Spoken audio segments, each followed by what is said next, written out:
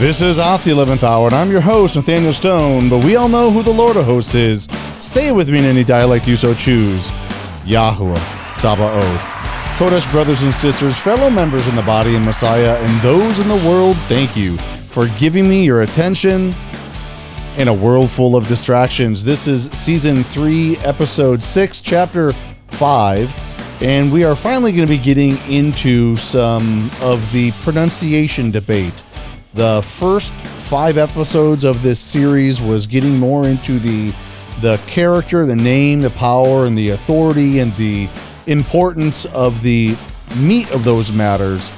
But it is also important to be getting into the pronunciation itself. So finally kicking off here in Chapter 5, we're going to be getting into pronunciation from here on forward, and then linking everything together.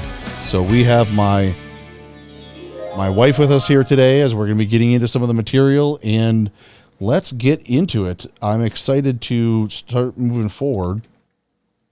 So again, we're going to be getting into Chapter 5, the 4 vowels that we have here. And the first off that we're going to be getting into with Chapter 5, we're going to be talking about Josephus. And because he's a first century Jewish historian, and he wrote about 4 vowels of the Father's name, Yod-Heh-Wah-Heh, or Yod-Heh-Vav-Heh, the 10-5-6-5 as we have in the gematria that is there of the Father's name. Other people call it the tetragrammaton. Tetra meaning 4, grammaton meaning consonants or letters or vowels. So Josephus writes about 4 vowels. So in B. Earl Allen's material here in Chapter 5, we're going to be getting into why he called it the 4 vowels. So before we kind of get moving forward, my wife had asked a question before we started recording about Josephus, and it brought up a really good point. So here I have on just a Wikipedia page. I don't want to get too deep into Josephus, but I do want to give a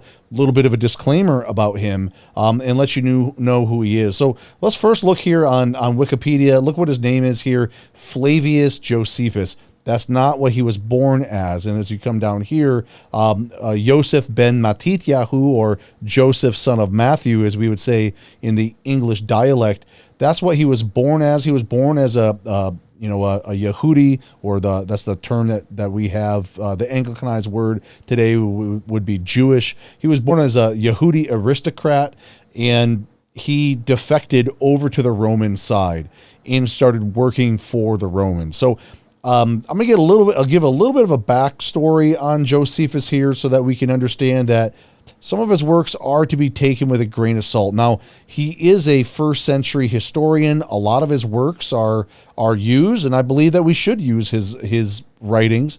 But, however, we do need to be a little bit careful with some of the things that he wrote, because I had a history major, and early on, before I switched my major into kinesiology. And one thing that I learned in studying history, and out, in the collegiate sense, or just in the independent sense that I've learned, one thing to learn about history, as it's kind of a cliche thing to say, but his story, it's written by the victors. And history is something that it really takes a lot of. It's important to get a lot of different sides, if you will, of history, or a lot of different perspectives, because someone can be influenced by how they interpret something, and they can write how they interpret an event into their writings. Or also they could be a compromised person, and so they can't write certain things, or they have to angle it in a certain way to please their constituents. So therefore, some of their writings could be under duress, under an authoritative power, and they're not able to speak freely. So as far as Josephus goes, we do need to be a little bit cautious with some of his writings, and not to take it as everything he says is 100%. So so now let's get into a little bit of his backstory here. Josephus was part of, as you can see here, he initially fought against the Roman Empire during the First Jewish-Roman War. as general of the Jewish forces in Galilee. Now, as many people know the story of Messiah, Yahushua, Jesus in the common tongue, and Barabbas, the story when they're both there and Pontius Pilate releases Barabbas. What Barabbas means, Bar Abbas, Bar in Aramaic means son, Abbas is father, so it's son of the father. So they released Bar Abbas instead of the son of Elohim. It's almost kind of like a counterfeit. And Barabbas was trying to, he was a terrorist, if we want to use the word today, or you could say that he was trying to fight against the occupying army to try to overthrow an occupying force, and was trying to incite revolution to be able to defeat the Romans and become free from Roman occupation and free up the territory of Judea. Regardless, Barabbas was trying to do that. There was a lot of talk of revolution during this period in time. In fact, Jewish authorities were, in many ways, they were promoting this ideal that Elohim was going to save them as he saved them with King Hezekiah, or in previous encounters, to where he would save the Yehudi people. He would save Israel from the occupying force through a series of miracles, or would put favor in their hand and give them victory in the act of an actual sword against sword war. So there was a lot of revolutions during a talk of revolution that was in the first century, and it led into the first Jewish-Roman war, and Josephus was a general of that, and he was captured during a 6-week siege, the siege of YAHUAH, as we see here, as I got highlighted here on this page. And once he got captured, the Romans killed everyone in that siege down to a man, except for Josephus. And Josephus was kept on as a slave / interpreter, and he ended up befriending Vespasian Flavian, who later on became the emperor, as we have here. They call him Vespasian, but I forget his full name, but Vespasian Flavian being the family name. And so Vespasian Flavian became emperor in 69 AD, known as the Year of Four Emperors. Vespasian Flavian was the fourth and final emperor, and then established his dynasty from that point forward. And his son was Titus, who he dispatched the following year, and they're the ones who sacked Jerusalem in 70 AD. And as you see here, that he granted Josephus his freedom, Vespasian Flavian did, at which time Josephus assumed the emperor's family name of Flavius.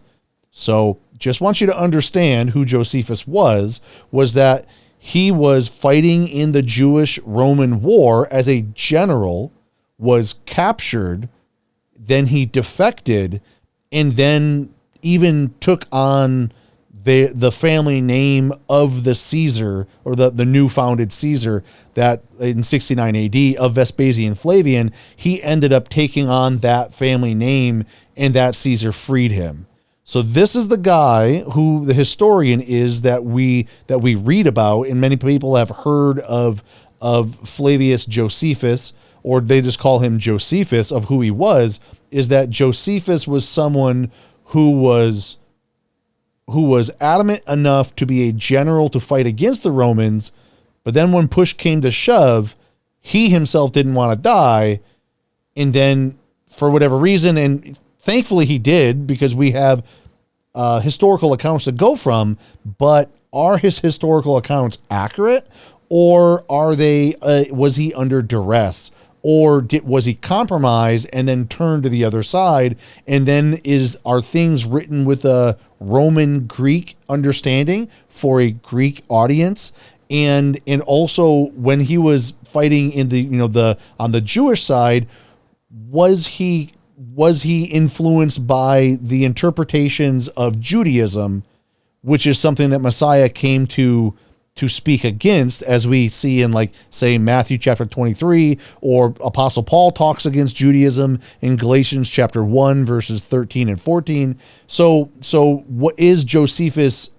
Was he maybe doubly influenced, one by the Judaism, Jewish side, and then when he switched sides, influenced by the Greco-Roman understanding? I would argue yes, he was, but it's not to discount and throw away everything that he did. However, we do need to take some things into with a grain of salt, or be somewhat critical and not fully accepting of every single thing that he writes, which is what makes history difficult, because it's like that everywhere. For thousands of years, history is like that. That's what makes history so difficult, because you have to really question.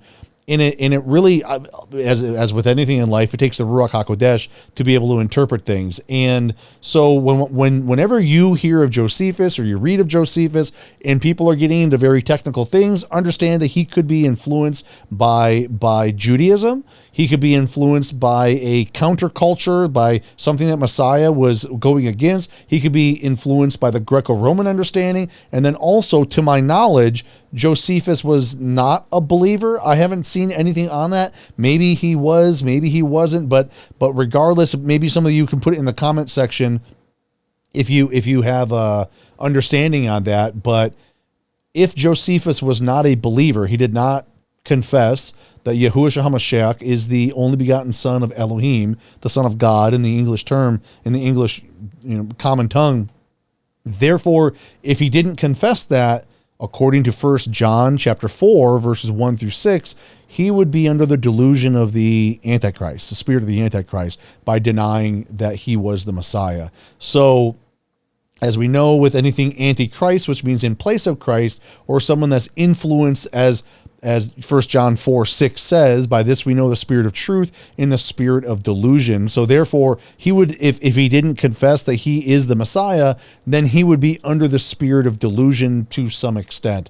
So therefore, we do have to take some of the things that he says with a grain of salt. So with that being said, is there anything else that you wanted to bring up on that before we move forward?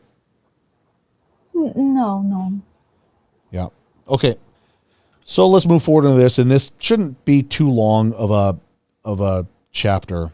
So Josephus, the Jewish historian, wrote that the set-apart name consisted of 4 vowels, and then here we have the location of where he wrote that in his works. Why did Josephus write this? Please consider the following thoughts. Remember, Josephus was writing to a Greek audience. He first wrote his history in Hebrew Aramaic. After the Jewish-Roman War, as we covered, that's when he defected.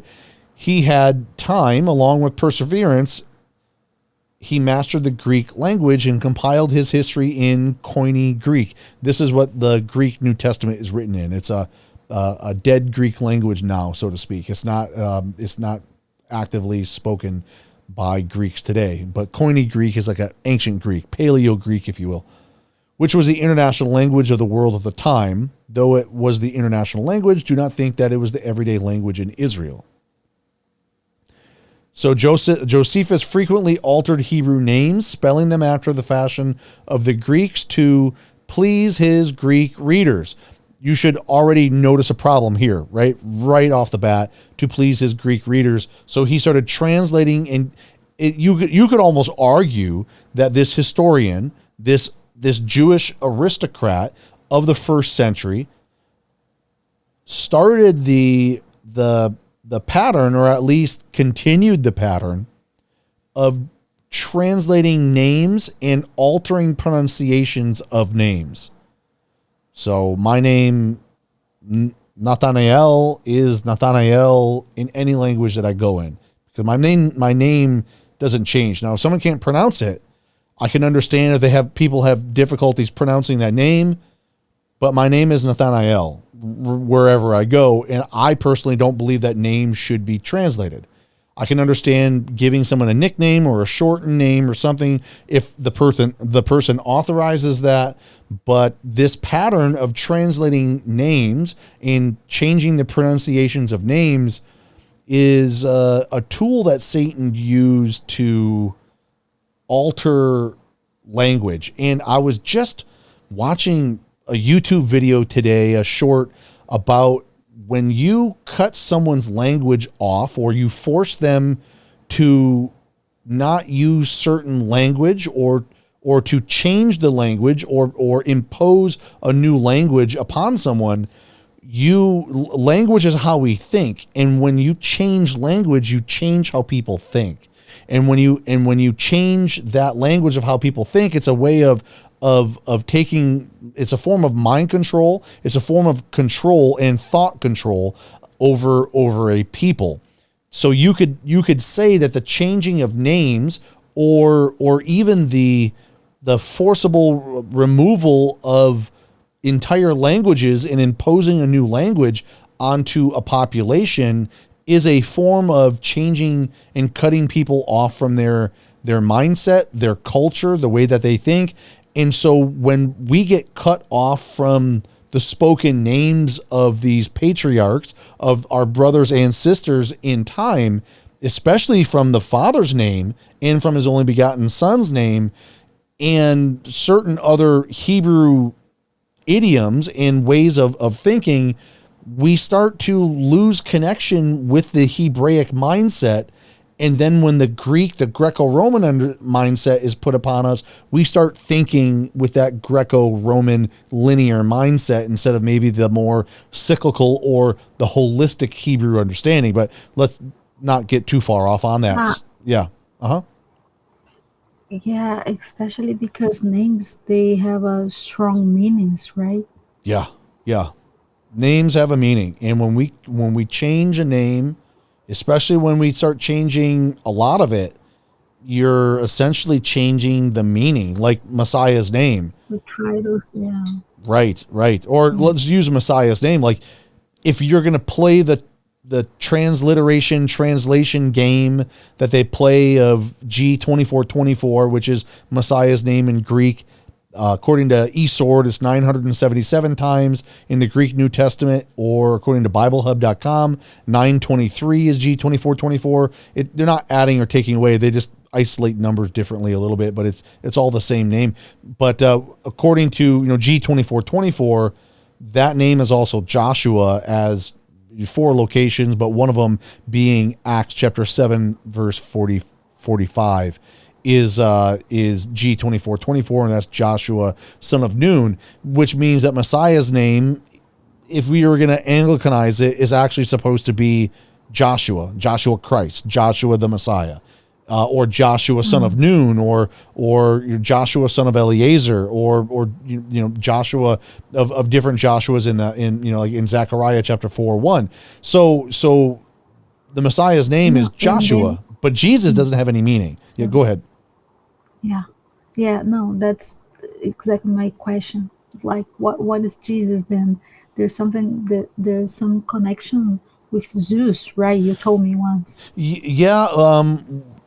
There's a lot of connections with different things, but we do get into Messiah's name later on. I think it's in the 20 chapter. No. It's around maybe the late teens, chapter 19 of this series in the future. So I don't want to touch too much on it, but regardless, in the name Jesus in Hebrew has no meaning. In fact, there is no letter J in Hebrew, ancient or modern. But let's, we're going to move back to the Father's name. So Josephus talked about 4 vowels, as we have here. He says 4 vowels in his writing. So Josephus is, as we already covered, to be taken questionably. His motives are questionable. Clearly, he was willing to flip sides and then work for Vespasian Flavian, and even so much as to take his family name, but after he granted him freedom. So we are to question, but he did talk about 4 vowels, but his readers were Greek readers. So this is a quote here from Josephus's work, and it says here, of this a crown was made as far from the hinder part of the head to each of the temples, but this did not cover the forehead, but it was covered by a golden plate, which had inscribed upon it the name of Elohim in set apart characters. So he's saying that this term holy characters or Kodesh characters it means not just Hebrew letters, but ancient Hebrew, known as Paleo-Hebrew. And I'll show you an example here later on in this chapter, used in the time of Moses and David. Anciently, even the Greek language, like the Hebrew, was written from right to left. The ancient Greek letters were similar to Paleo-Hebrew. Therefore, the ancient Greek would have written the set-apart name very similar to ancient Hebrew, which appeared like this. This is that Paleo letter here that I share with you. Remember, it's from right to left. Yod, He, Wah, He are the 4 letters that are there. The modern Greek equivalent would be written as IHYH and understood as IEUE. I've seen some people write this way. But do not think that in any wise proves the pronunciation of the set-apart name. Josephus was writing to the Greeks the equivalent of YHWH. Now, I'm going to touch on this point here real quick of YHWH. I do see that some people write YHUH. I'm all for it. Go ahead and use that. Just understand that YHWH or YH, some people say YHVH.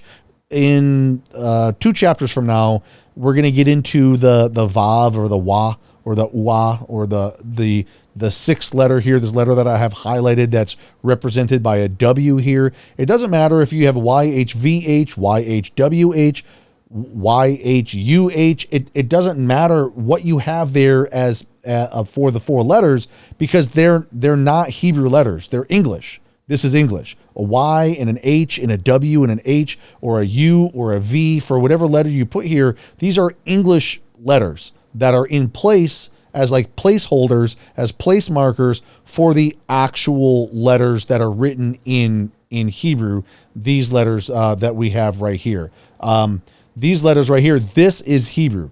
So if we're going to translate it into YHUH or YHVH, just understand, try not to get in an argument with someone about it so much, or at least you can agree to disagree on things. The reason why they put a U, really a U and a W, because they say that the U is represented of the word Wah, and it's like a U and an Ah together, Wah. So it's UAU, Wah. So they just write it with a W there. That's why YHUH is there.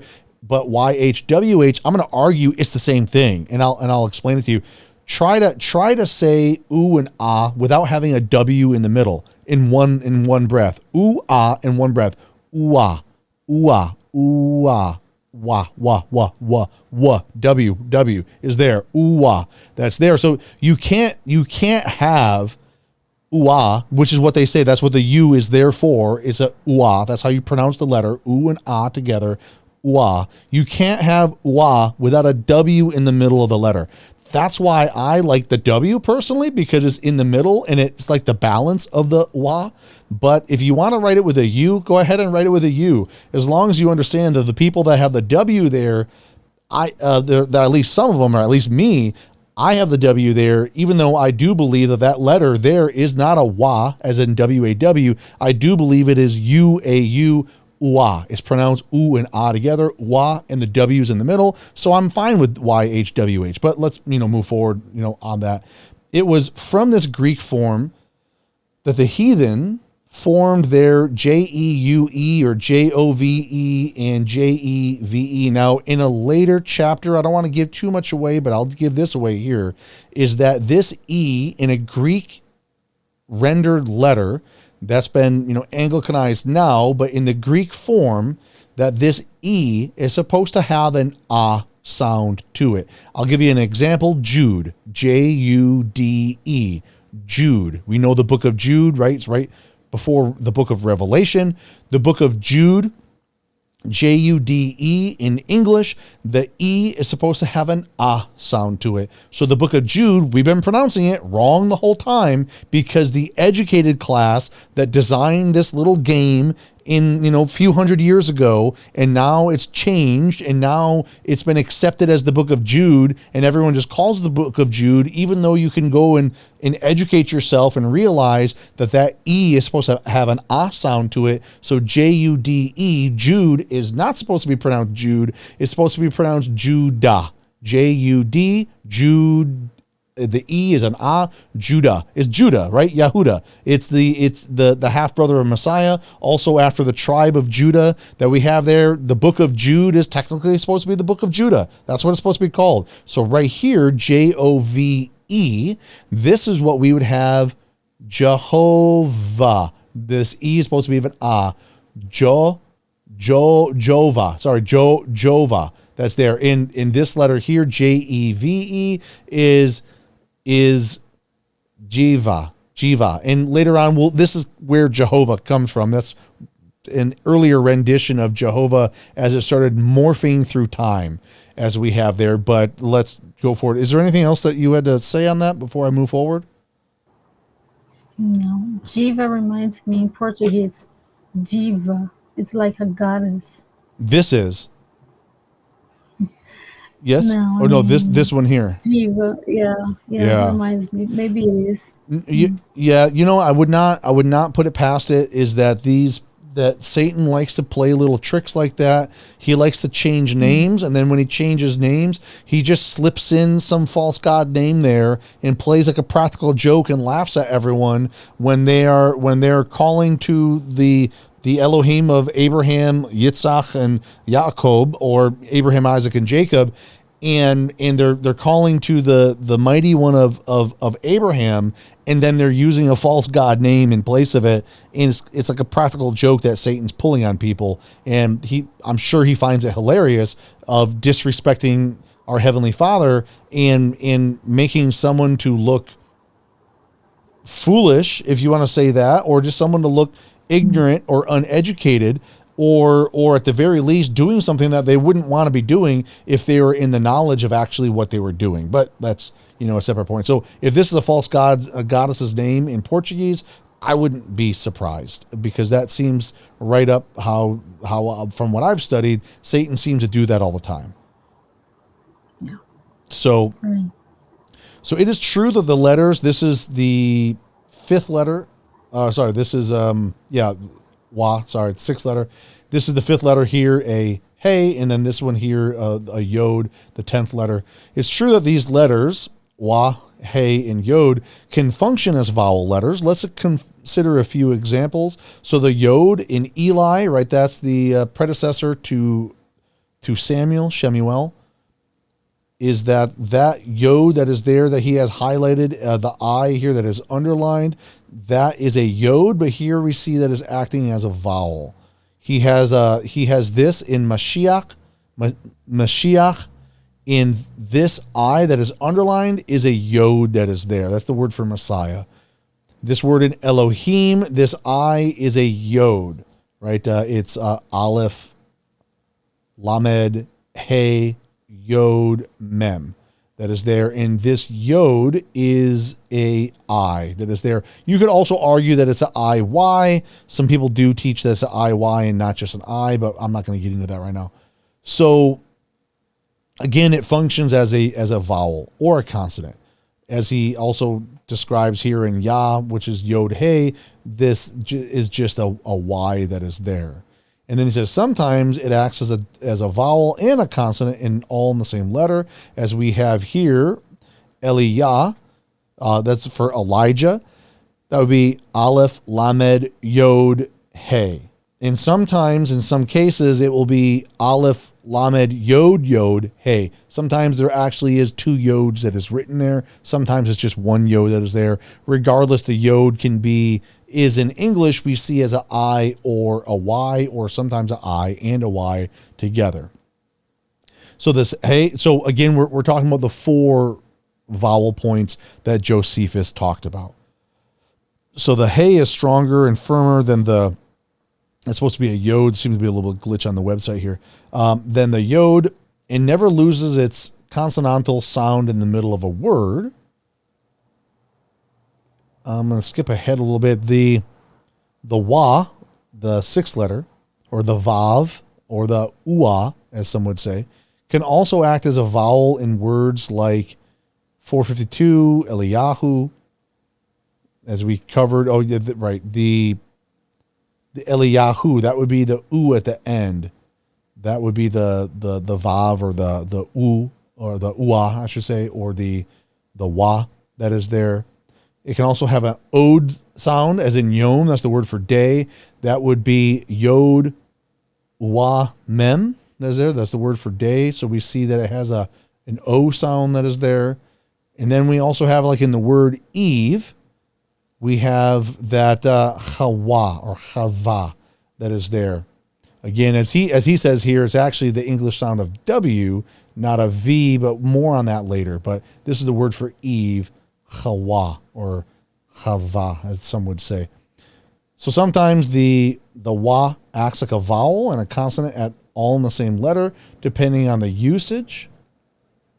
However, saying that the hey is a consonant since it never loses its consonantal sound in the middle of a word. Also, the wah also always acts as a consonant when ending words. This would be wahe, as in Eloah, right? Eloah, that's right there. That's like a singular form of Elohim, Eloah, that you have, and you see here it's acting as a vowel here in a consonant. The ah. So when Hebrew words end with a UAH sound, it's expressed in Hebrew as wah ayin hey or wah aleph hey. Therefore, the Hebrew word ends in wah hey will always act as a consonant ending like wah or weh. So the final hey in Yahuwah is the vowel letter in the set apart name. At the end of a word, it is always a mere vowel letter. So conclusion, when Josephus said 4 vowels, he was talking to his Greek audience, trying to express the tetragrammaton in a way that they would comprehend. I like what he said here, transliterating, right? Transliterating from Paleo-Hebrew of these 4 letters that are there, which in Paleo-Greek was Yod, He, Wah, He, or Paleo-Hebrew, Yod, He, Wah, He. Then in the modern Greek, thus arriving with IHYH, literally IEUE, but this is not proven in any way the pronunciation of the set apart name. So the short chapter that we have, it's not a whole lot that is there. Is there anything that you want to say before I give some final thoughts? No. Thank you. Yeah, so let's go ahead and get some final thoughts here real quick. I want to share a little something here because, I'm going through B. Earl Allen's work, and there are some stuff that, I would say I don't fully agree with 100%, maybe with anybody really. I don't think that anybody agrees 100% with everybody. So we all have some level of maybe some disagreements that are there, or maybe some additions that we would make some clarifications or some add on some points. So some clarification that I would make as far as Josephus goes about the four vowels is that, and this is something that he doesn't talk about in his website, is that those 4 vowels Josephus talked about, as we know, YAHUAH has 4 vowel sounds in it. Let's break it down. E, ah, u, ah. E, ah, u, ah. That's there. So you have Ia, that would be a doubly strengthened yod. You'd have the Iyahu, Eliyahu, Iyahu, Iya, Eliyahu, Elijah, right? In the E and in the Ya, that would be there. So for Yahuwah, it would be Iya, E, ah, u, ah, and you would say it all together as your, in one breath, not stopping. So it's Yahuwah. That's how I hear 4 vowels. So if Josephus was talking about 4 vowels and wasn't compromised and did hear the actual rendition of the Father's name and was expressing that even in a compromised state, hey, let's play the advocate for Josephus for a moment. I said some negative things about him. Let's say maybe some positive outtakes. Maybe Josephus was ready to die and was ready to fight down to a man and completely die for the cause. And maybe the Ruach Kodesh, the Holy Spirit, spoke to him and said, I'm in a pinch, and said, I need you to stay alive I need you to be a historian. I'm going to give you life in favor to where you would be dying at the hands of Vespasian Flavian here. You're a general, and they're going to kill you down to a man. I need you alive, and I want you to be a historian, and I want you to write what you see, and I will protect your life. Maybe the Ruach HaKodesh spoke to him, and maybe he was guided to do this so that we have this today, this resource to look at. However, it doesn't mean that he was 100% in everything. Maybe he did have to write some things somewhat compromised, or he had to play to his constituents. But maybe the 4 vowel points is the 4 vowels of the Father's name is one thing that he wrote accurately. So if he did write that accurately, and as we're going to get later on, why I believe it's YAHUAH.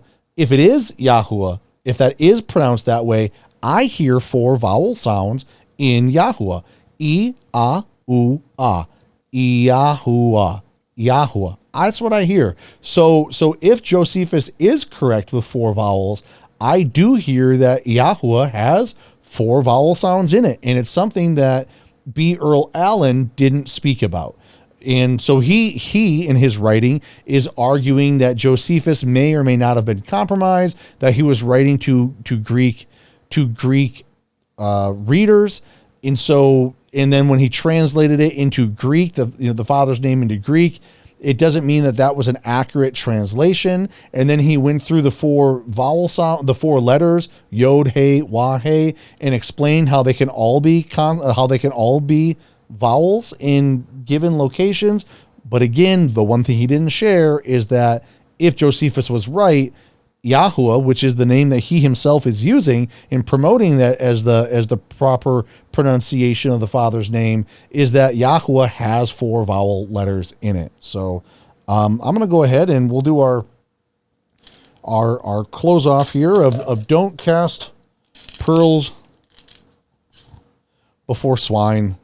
So what is the take here? What is the message, the stone, the gemstone to take away is that's what I would take away is what I just actually closed off with is the four vowels that is there, is that E, A, U, A is there whether you know it or not. And if people write YHUH, or if people are writing if they're writing YH WH or even YHVH, at least they're recognizing that he does have that his name is there, and that it's not a title replacement. So, maybe we're not quite all so different as we are, but help each other to, as we all want to, reflect things accurately. And as we get into the chapters in the future, we're going to be getting into more discrepancies and more refinements in the name YAHUAH, as we are going to be promoting his name, as we're getting into now the pronunciation debate directly of it.